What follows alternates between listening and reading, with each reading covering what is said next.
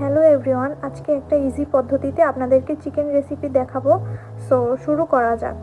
প্রথমেই আমি নিয়ে নিলাম পেঁয়াজের পেস্ট, ধনিয়া গুঁড়া, জিরার গুঁড়া, কারি পাউডার, হলুদের গুঁড়া, মরিচের গুঁড়া, সয়া সস,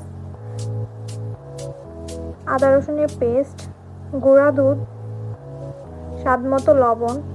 এরপর আমি চিকেনগুলোকে ভালোভাবে মশলার সাথে মেখে নিচ্ছি। চিকেনগুলো ভালোভাবে মাখা শেষ হয়ে গেলে এরপর আমি 15 মিনিটের জন্য এগুলোকে ম্যারিনেট করতে রাখলাম।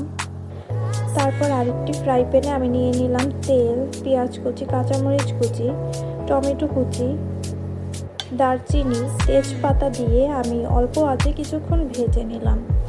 তারপর ম্যারিনেট করা চিকেন আমি এর ভিতরে ছেড়ে দিলাম। তারপর 5 মিনিটের মতো আমি এই মিশ্রণগুলোর সাথে চিকেনটাকে ভেজে নিলাম।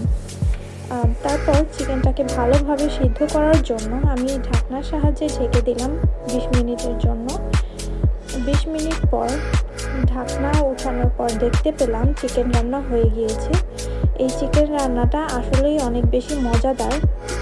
আপনারা বাসায় বসে অবশ্যই ট্রাই করে দেখতে পারেন, এটা খেতে আসলেই অনেক মজাদার।